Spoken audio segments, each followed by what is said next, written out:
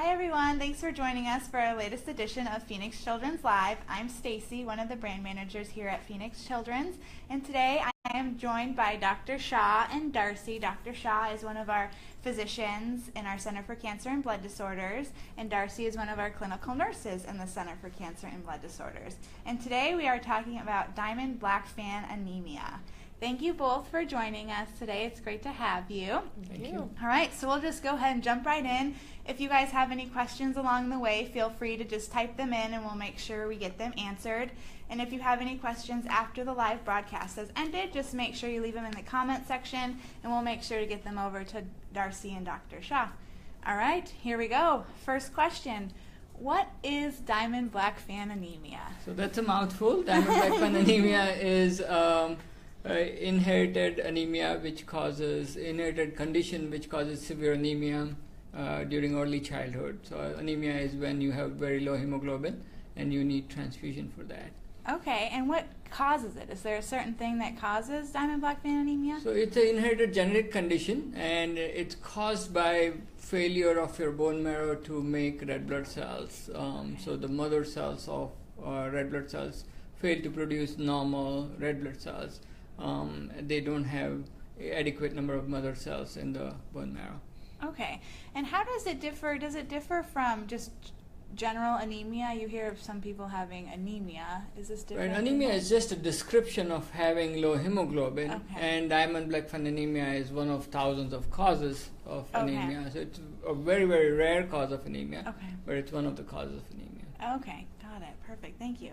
How many people have Diamond-Blackfan anemia? So about 5 to 7 of a million live births have Diamond-Blackfan, and we are a huge center here, one of the largest in the country, and we have about 20 patients with Diamond-Blackfan. Wow, so rare condition, we could say. Okay.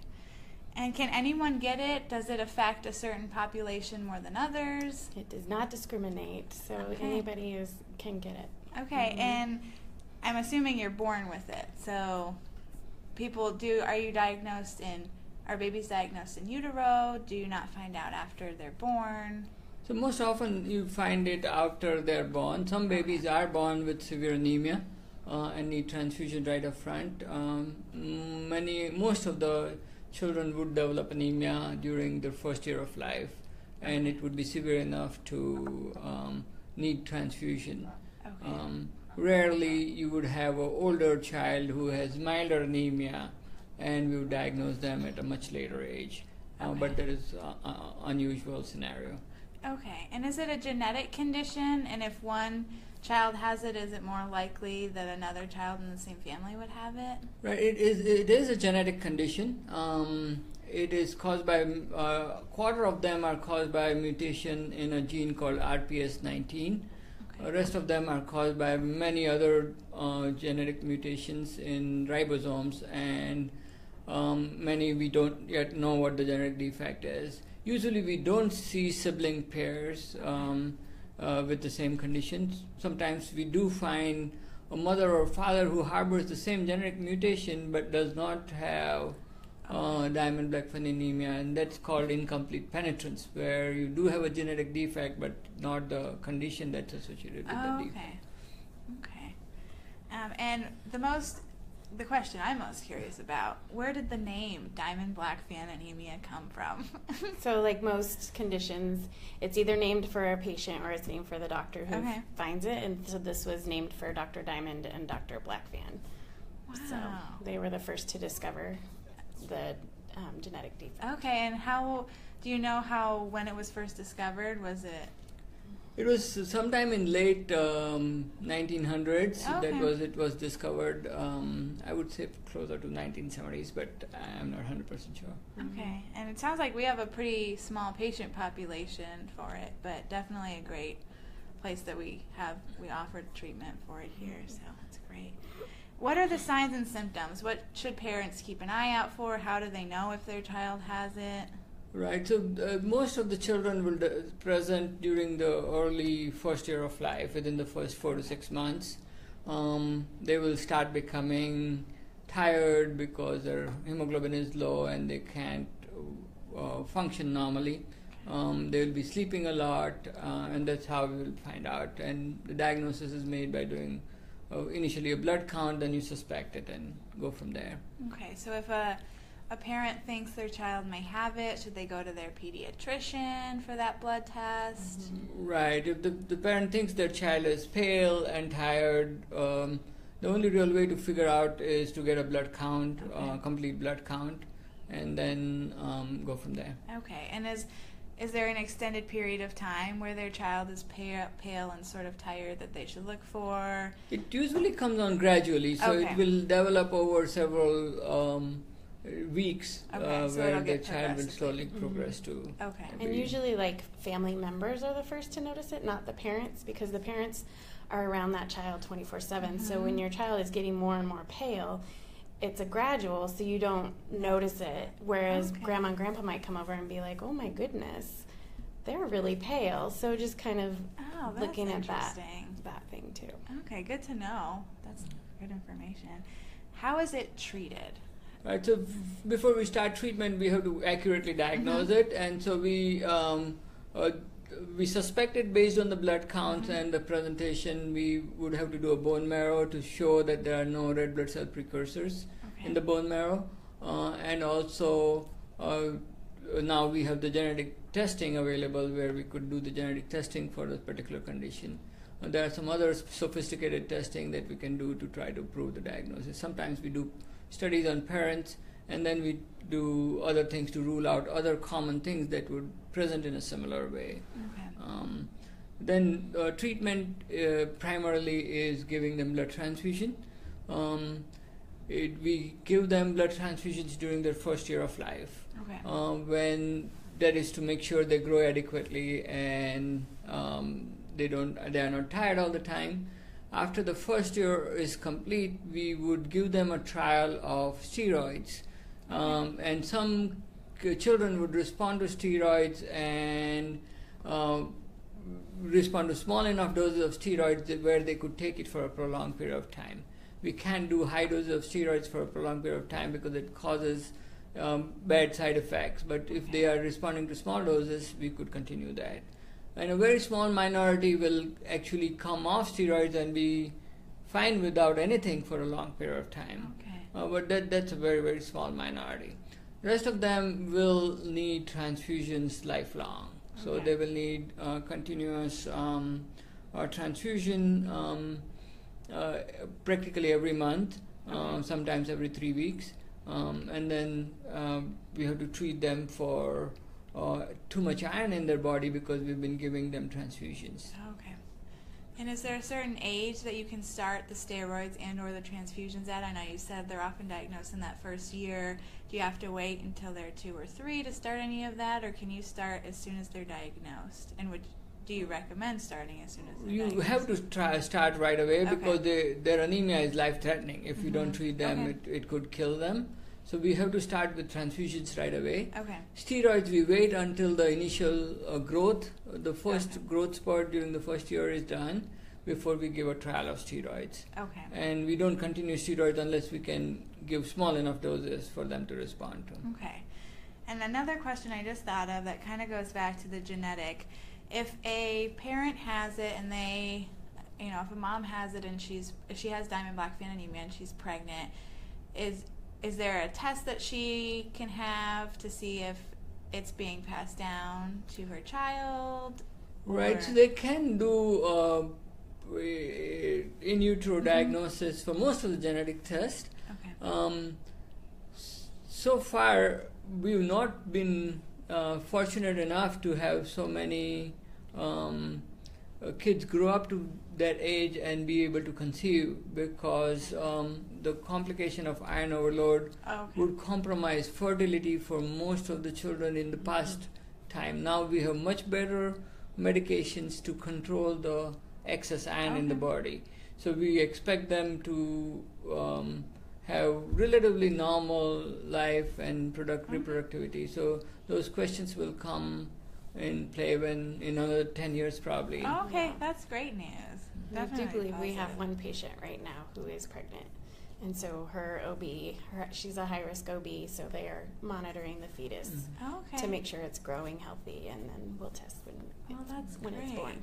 So definitely a step in the right direction we're heading in. Okay, is Diamond Blackfan anemia curable, or is it lifelong? Is there any cure, bone marrow transplant, anything like that? Right, so bone marrow transplant is curative for any bone marrow disorder that is inherited, and Diamond Blackfan anemia is one of them.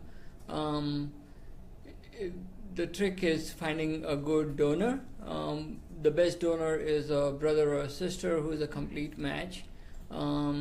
If you don't have a brother or a sister who's a complete match, then you have to find a donor in bone marrow transplant registry. And depending on the degree of match and the quality of donor, it may or may not be a good idea to proceed with the transplant. Also, if somebody is severely iron overloaded, they are not good candidates for transplant. Okay. So there's definitely you look at everything involved with the patient before you determine if that's the route. Okay. And are there certain activities that patients with Diamond Blackfan anemia need to limit themselves from, or are they able to do pretty much everything? As long as they are compliant with their care, like getting their transfusions and sticking with their chelators, and a chelator is something that takes the iron. It's a pill that you take, and it takes the iron out of the blood. They should be able to function normally, like with their normal schoolmates. Okay, that's They just have to be out of school 1 or 2 times a month to come to the hospital for their treatment. So no physical sports that they need to limit themselves from or anything like that? Well, that's great. Yeah. All right, it looks like we have a question coming in, but we'll answer one more here. Looks like I think we're good. What might cause a remission to occur in a patient with Diamond Blackfan anemia? So we don't know. It's why some patients will undergo remission where they would have several years time where they don't need transfusion, or why some patients will receive steroids for a short period of time and be able to come off steroids and not need transfusion for a prolonged period of time. Part of the problem is we don't understand how the genetic defect causes the final problem. We know that there is a genetic defect, but how it causes the problem, it's not yet understood. So until we find that out, we won't know why the remissions occur on their own without any obvious reason. So we can't predict whether a particular patient will undergo remission or not. So there's no real age range where you're seeing patients who don't need it for a few years, and then maybe in their teen years they need it again. It sort of depends on each individual patient. Right, each individual is variable. Okay. All right. Does our Phoenix Children's Center for Cancer and Blood Disorders treat Diamond Blackfan anemia? I'm assuming the answer is yes, since you are both here with us today. Yeah. Yes, we have about 20 active patients right now. Okay, and what, do you treat them from birth, from diagnosis to 18? I know we often do treat some adults for our hematology patients, so do you treat them into adulthood? We do. They continue to come and see our physicians and get their transfusions in our infusion center, and the whole spectrum of the age range. We have a physician, Dr. Gomez, who treats adults with all kinds of blood diseases, and Diamond Blackfan anemia is one of them. So we'll usually transfer care to him once they get to 16 they're old 18. Enough. Okay. And how often, does it just depend on the patient how often they have to come in for a transfusion? Is it sometimes weekly? Is it more than that, less than that? It's generally about 3 to 5 weeks. Generally, depending on how long once they're transfused, it's all based on, if the parents notice they're getting more and more tired or fatigued, they might bring them in early and we'll draw a CBC, and if they're less than their target, we might transfuse them up a little bit sooner versus, and depending on what the labs look like, whether they're going to get it in 3 weeks, or some kids hang on to their blood for longer and they can go to 5 weeks. So it's very patient dependent. There's no rhyme or reason. Yeah. How important is it to have a place where patients can come, or pediatric patients can come for a dedicated treatment for something like Blackfan anemia? So the treatment is a transfusion, but the transfusion is only a small part of the treatment. The bigger challenge is the iron overload. With each transfusion, we put in the body approximately 7 to 9 months worth of iron. And so there is no capacity of the body to excrete iron. So the iron accumulates in your body very, very rapidly. So we have to use special chelation medicines to take the extra iron out. The extra iron is very toxic to cells when it's not in a free form. So the extra iron can cause tissue damage to your liver, to your endocrine organs, including growth hormone, thyroid hormones, the reproductive hormones, and it can cause damage to the heart in the long run.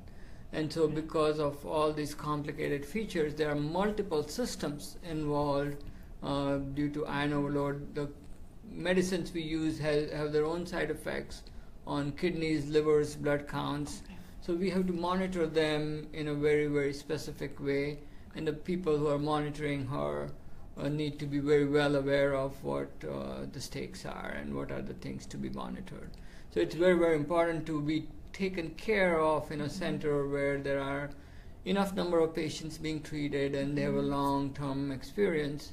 Or if you're treated in a smaller center, to be able to communicate with a bigger center for the right kind of questions. Okay, and how often are patients coming in for just appointments? Do they come in for appointments in addition to the transfusions, or do they do it on the same day? We try to clump it so they're on the same day. We try to keep them out in the world as much as possible and having a normal life. So we try to do their physician appointment and their transfusion on the same day. Some kids, their blood is a little hard to match after they've gotten so many transfusions. So some have to come the day before to get labs drawn so that the blood will be ready the next day, or just to make sure that we're able to get it all done in one day. Okay, great. And are you able to monitor that iron overload that you talked about through those appointments that they have? Okay. Yeah, so we've just started once a year having a comprehensive clinic where we have Dr. Shaw and an endocrinologist come, and we have them get scans and get all their labs drawn so that they can have the big picture, and both Dr. Shaw and the endocrinologist can be in the same room and communicate with each other, because it's very hard in the big digital world that we're in, where you're sending someone emails or phone calls, and it's nice to have that real-time face-to-face. So we're doing that once a year for our patients, and I think it's just important to have that. And we monitor their liver iron and cardiac iron once a year. And then their ferritin is checked every month, so we can see where their chelator is. That's working. Great. I know that's really important for families to have that sort of dedicated multidisciplinary care every so often in one place. So that's really nice that you guys offer that once a year.